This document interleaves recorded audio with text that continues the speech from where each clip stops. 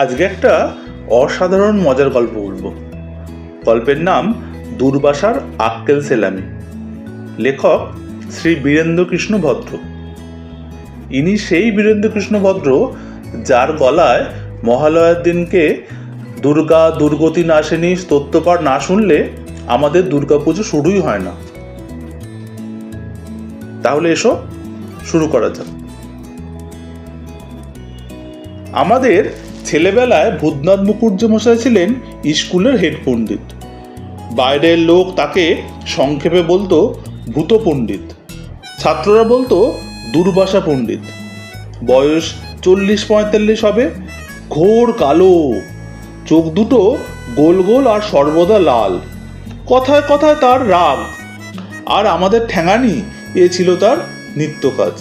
একটা বানান ভুল লেখা জো ছিল না, তাহলেই পিটুনি, তাও হাত দিয়ে নয়, একটা শতেক তালি দেওয়া ছাতা দিয়ে ধাঁই ধাঁই করে পেটাতেন। কিন্তু তারপরেই কলে গিয়ে হুড় হুড় করে জল ঢালতেন মাথায়। তারপর হাঁপাতেন অন্তত 15 মিনিট। এক কুঁজো জল খেতেন মাস্টারমশাইদের ঘরে গিয়ে। অন্যান্য মাস্টারমশাইরা তাকে বারবার বোঝাতেন, আপনিও তো চটে যান কেন, আপনার ব্লাড প্রেশার রয়েছে, এত রাগারাগি করলে নিজের শরীরটাই তো জখম হয়ে যায়। পণ্ডিত মশাই বিরক্তির সুরে বলতেন, তা তো যায়, কিন্তু ওই গেছো বাঁদরগুলো যে একবারে পড়ার পাতা উল্টায় না, একবার করে ছাতা পেটা খাবে, তবে এক পাতা করে উল্টাবে। বাপ মা পয়সা খরচ করছে আমাদের ভরসায়, আর আমরা কি চেয়ারে বসে বসে ঘুমাবো? তার উত্তরে কেউ হয়তো বললেন, চেয়ারে বসে আর কোন মাস্টারমশাই ঘুমান বলুন তো, সবাই তো জেগেই থাকেন। তবে মারলেই কি ছেলেরা বেশি পড়ায় মন দেবে? অনেক সময় মাস্টারমশাইরাও হয়তো ভালো করে বোঝাতে পারেন না। পণ্ডিত মশাই খেপে গেলেন, চিৎকার করে বললেন, তার মানে আমি বোঝাতে পারি না? তার উত্তরে আমাদের ইতিহাসের মাস্টারমশাই অক্ষয়বাবু বলে উঠলেন, আপনি পারেন কি না তা জানি না, তবে অনেকেরই বোঝাবার মতো শক্তি নেই, তাই তাদের মারপিট করতে হয়। বেশ করি, মারপিট করতে আমার ভালো লাগে, তাই করি। আমার বিষয় নিয়ে আর কাউকে মাথা ঘামাতে হবে না। স্কুল ঢুকবে শুধু আপনাদের মতো কতগুলি, কি বলবো, মানে ফাঁকিবাদের জন্য।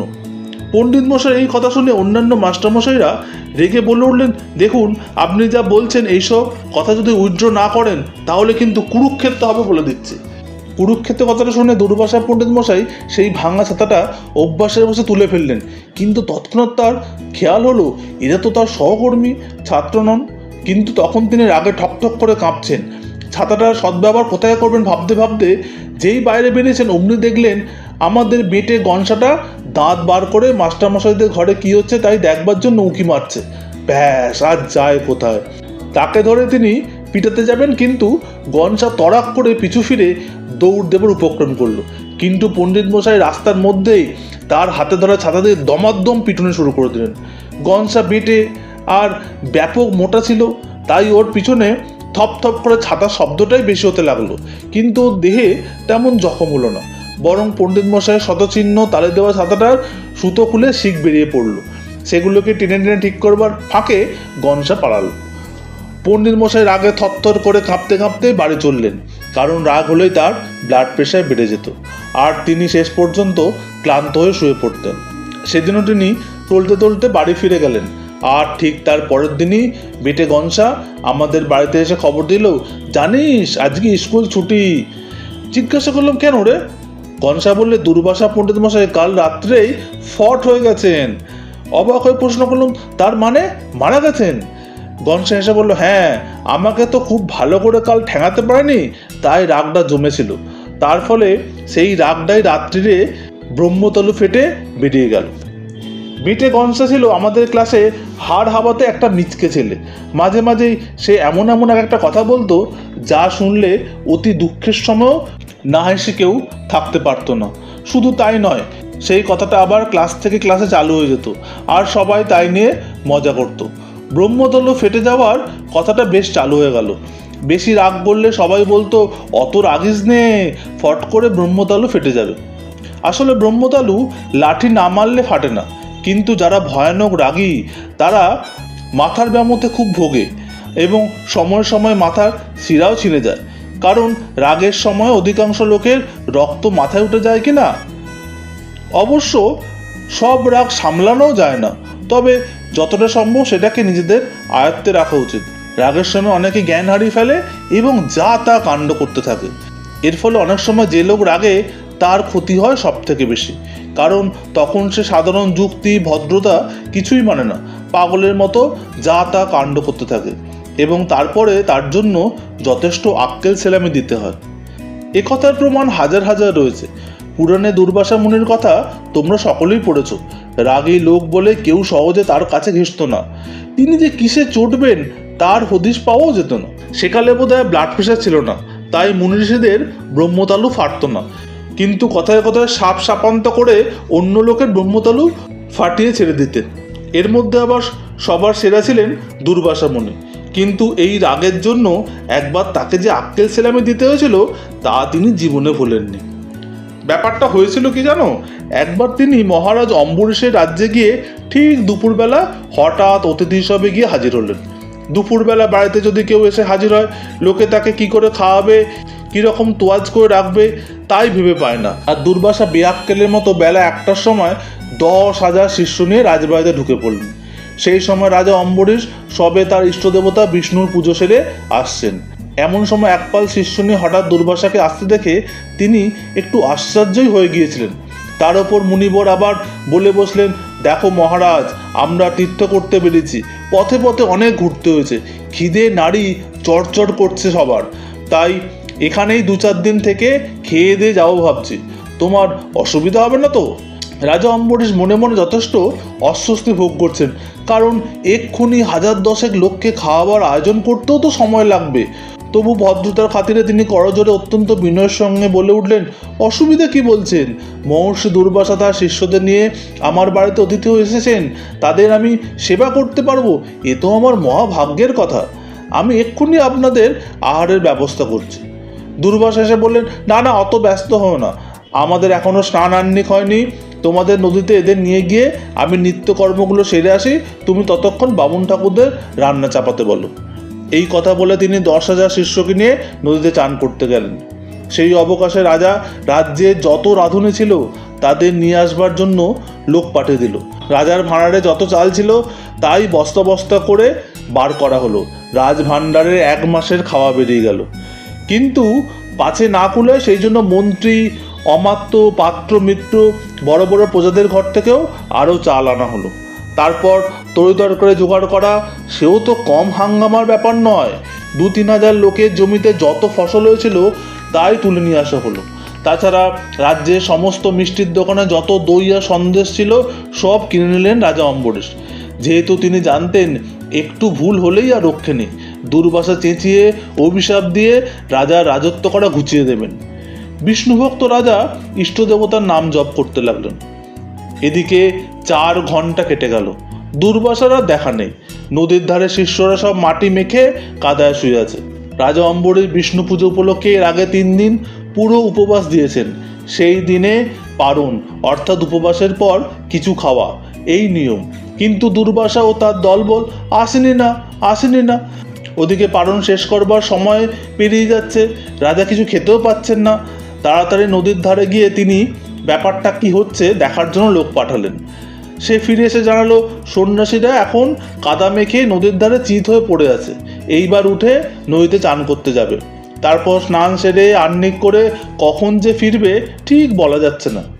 এদিকে রান্না বান্না প্রস্তুত, রাজা মহা ফাপড়ে পড়ে গেলেন। মন্ত্রীরা তখন মহারাজকে বলল, মহারাজ, আপনি ততক্ষণ পারণ শেষ করে নিন, উনি কখন আসবেন তার তো ঠিক নেই, মিছামিছি কতক্ষণের উপোস করে থাকবেন। রাজা বললেন, কিন্তু আমার পারণের সময় যদি এসে উপস্থিত হন?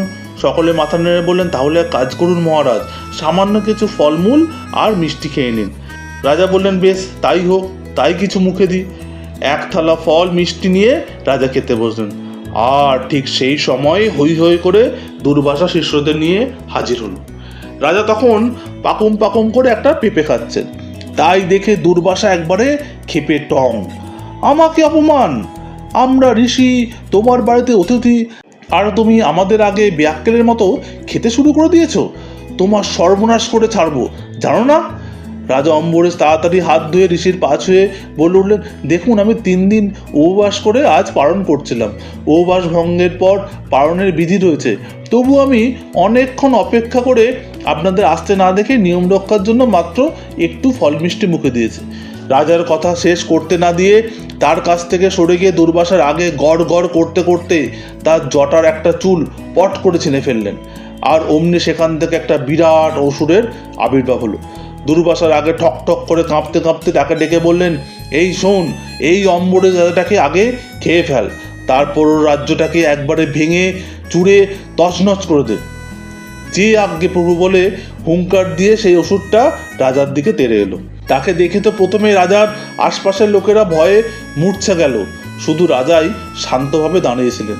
রাজা অম্বরীশ ভয় পাননি, কারণ তিনি ছিলেন বিষ্ণুর পরম ভক্ত। তিনি বিশ্বাস করতেন বিপদে আপদে বিষ্ণুই তাকে রক্ষা করবেন।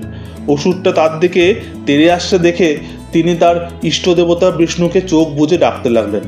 আর ঠিক সেই সময় একটা আশ্চর্য কাণ্ড ঘটল। হঠাৎ সাঁই সাঁই করে আকাশ থেকে বিষ্ণুর সুদর্শন চক্রটা ঘুরতে ঘুরতে এসে কুচ করে অসুরটার গলা কেটে দিয়ে দুর্বাসার দিকে বাঁই বাঁই করে ঘুরতে ঘুরতে এগোতে লাগলো। শিষ্যরা আর গুরুর দিকে চেয়েও দেখলো না, প্রাণ ভয়ে তারা পাই পাই করে যেখানে পারলো ছুটে পালালো।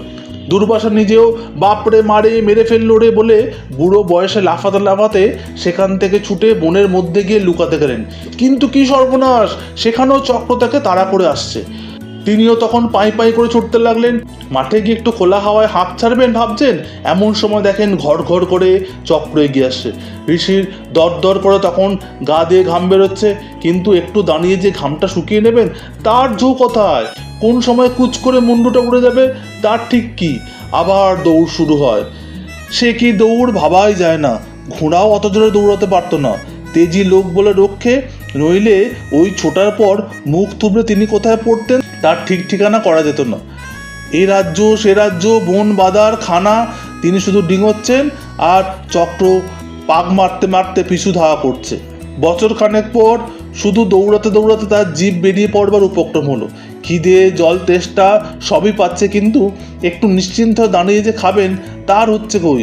আধ মিনিট হাঁপ ছাড়বার জন্য কোথাও দাঁড়িয়েছেন কি না দাঁড়িয়েছেন, অমনি আওয়াজ এলো বো, সঙ্গে সঙ্গে উনিও পো করে দৌড়। শেষকালে আর কোনো উপায় না দেখে তিনি ছুটতে ছুটতে আবার রাজা অম্বরীশের রাজ্যে গিয়ে একবার রাজসভায় দৌড়াতে দৌড়াতে হাজির হয়ে সিংহাসনের তলায় গড়াগড়ি দিতে লাগলেন আর চিৎকার করে বলতে লাগলেন, মহারাজ আমাকে বাঁচাও। রাজা অম্বরীশ তাড়াতাড়ি হাত ধরে দুর্বাসাকে ওঠাতে যাবেন, তিনি খপ করে রাজার পা দুটো জড়িয়ে ধরে বললেন, আমার ঘাট হয়েছে মহারাজ, আমাকে ক্ষমা করো, তোমার ইষ্টদেবতা বিষ্ণুকে বলে চক্র থামাও। আশ্চর্য, দুর্বাসা রাজার পায়ে ধরতেই চক্র কোথায় যে মিলিয়ে গেল তার ঠিক নেই। রাজা দুর্বাসাকে হাত ধরে ওঠাবেন কি, তিনি যত বলেন কোনো ভয় নেই উঠুন, কিন্তু কে শোনে কার কথা? তার মাথায় তখনও সেই চক্র ঘুরছে। তার হাউমাউ কমতে অনেক দেরি লাগলো। অবশেষে ঘণ্টাখানেক পর তার মাথায় আর জটায় দই মাখিয়ে চান করিয়ে মাথা একটু ঠান্ডা হতে 7 খোঁড়া ঘোল খাওয়ানো হলো তাকে। একটু স্বস্তির নিঃশ্বাস ফেলে দুর্বাসা বাঁচলেন। দুর্বাসা খামোখা রাগের দরুন যে আক্কেল সেলামি দিয়েছিলেন তার স্মৃতি তার মন থেকে মুছে নি আর। চিরকালের মতো তার মেজাজ কুলপির বরফের মতো ঠান্ডা হয়ে গিয়েছিল।